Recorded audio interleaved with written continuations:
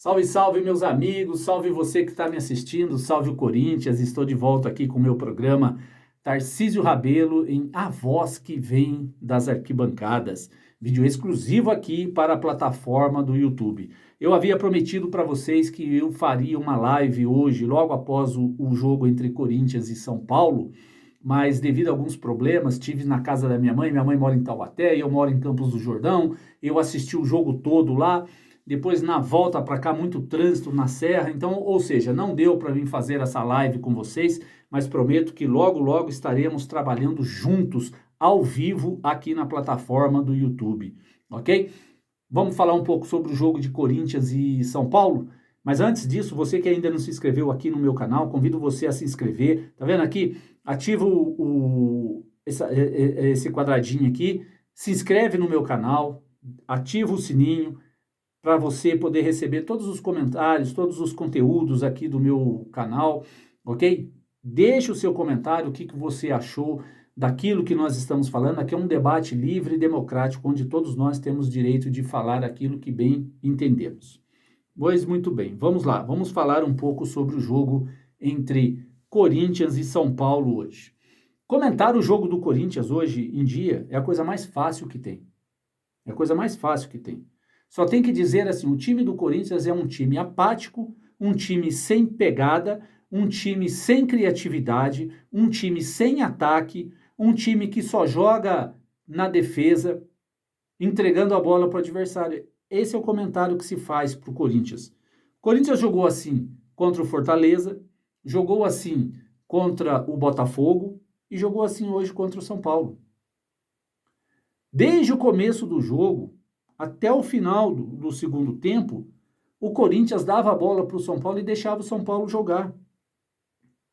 O Corinthians não teve criatividade no meio do campo para poder criar jogadas de ataque. O Corinthians, quando perdia a bola lá no ataque, pegar a linha de ataque do Corinthians, jogava lá atrás, recuava todo mundo na intermediária do Corinthians. E deixava o São Paulo tocar a bola, deixava o São Paulo cozinhar a partida do jeito que bem entendia. Prova disso que o São Paulo, no segundo tempo, em determinado momento do jogo, o São Paulo teve 72% de posse de bola. 72%. Porque o Corinthians não agredia o São Paulo quando o São Paulo estava com a bola. O São Paulo tinha toda a liberdade para fazer o que quiser com a bola, criar jogada, apesar que o São Paulo também não criava, porque o São Paulo também é um time ruim. Ruim. E o Corinthians conseguiu ser pior que o São Paulo hoje jogando em casa. Esse que é o pior. O mais agravante de tudo é que o Corinthians jogou em casa com apoio da torcida. O Corinthians pegava a bola e dava a bola para o São Paulo. O São Paulo ia com a bola, fazia o que quisesse com a bola, ia para o ataque, ia para o meio de campo, ia para a defesa, fazia o que quiser e o Corinthians não atacava. O Corinthians não pressionou o São Paulo. O único lance ali foi o pênalti em cima do Wesley. Fora isso, nada mais. Sem objetividade nenhuma. O Corinthians não atacou tanto pela lateral direita, tanto pela lateral esquerda. O Corinthians não criou jogadas com o Juliano. Juliano, não sei o porquê que o Luxemburgo colocou. Esse, para mim, é um ponto falho do Luxemburgo. Colocar o Juliano para jogar. Na minha opinião, ele escalou mal o Juliano e o Wesley, que não deveriam entrar jogando. No lugar do Wesley, o Adson estava melhor. Estava jogando melhor. Eu não sei o porquê que ele tira o Adson do time e coloca o Wesley, um garoto que precisa ainda ser lapidado. E eu não sei o porquê que o Juliano entrou jogando. Ah, mas o Corinthians não tem meio de campo. Mas se for para entrar com o Juliano, que entre com o Matheus Araújo, que é jovem e tenta correr, tenta querer mostrar futebol. O Juliano não adianta. O Juliano, se eu não me engano, está com 32, 33 anos, não sei. O Juliano já não quer mais mostrar futebol, não quer jogar e não joga. Não adianta que ele não vai querer mostrar serviço. Eu sou muito mais ter entrado então com o Fábio Santos no meio de campo. para tentar fazer alguma coisa, criar alguma coisa. O Corinthians pegava a bola vinha na defesa, o Corinthians pegava a bola na defesa e não sabia o que fazia com a bola. Eu vi o Gil num lance lá que o São Paulo pegou a bola totalmente perdido. Ele foi chutar a bola, errou o chute, a bola voltou para o jogador do São Paulo, ele tentou de novo e não conseguia fazer nada com a bola. No lance do gol do São Paulo, ele caiu sentado. Ele ficou sentado na área, o Gil. Não tem condições alguma. Eu não sei o porquê que o Bruno Mendes está no banco, eu não sei porquê que o Caetano está no banco, e por que eles não entram nessa equipe no lugar do Gil. Eu não vou passar a mão na cabeça do Luxemburgo quando ele errar, não. Porque, na minha opinião, ele errou na escalação do Gil, errou na escalação do Wesley e errou na escalação do Juliano. 3 jogadores que não têm condições de sair jogando. O Gil, pela idade, o Gil é esforçado, é tudo, mas só esforço não adianta. Falta técnica e a idade do Gil não permite mais. A sorte do Corinthians, repito, é que o São Paulo é muito ruim. É muito ruim o time do São Paulo.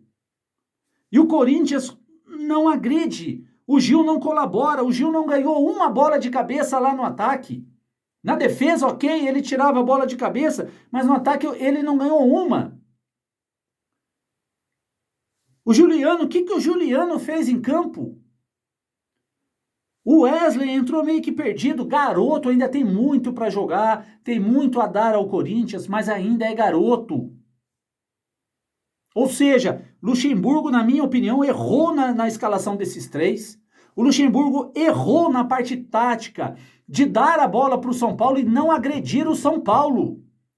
O Corinthians hoje jogou como um time covarde, na defesa o tempo todo. O Corinthians não agrediu o São Paulo. O erro do Luxemburgo é não avançar o time, não brigar no meio de campos, já que o Corinthians está nessa situação, já que o Corinthians está correndo sérios riscos nos campeonatos que disputa, fecha o meio de campo, tranca a casinha e põe jogadores cascudos no meio de campo. O que o Michael fez hoje em campo? Ele assistiu a partida. Eu não gosto do Rony jogando. Mas o Rony corre, o Rony dá carrinho, o Rony tromba. Eu prefiro o Rony fazendo tudo isso do que o Michael, que é clássico, é isso e aquilo, e não faz nada em campo. O Rony não atacou, o Rony não criou, o Michael.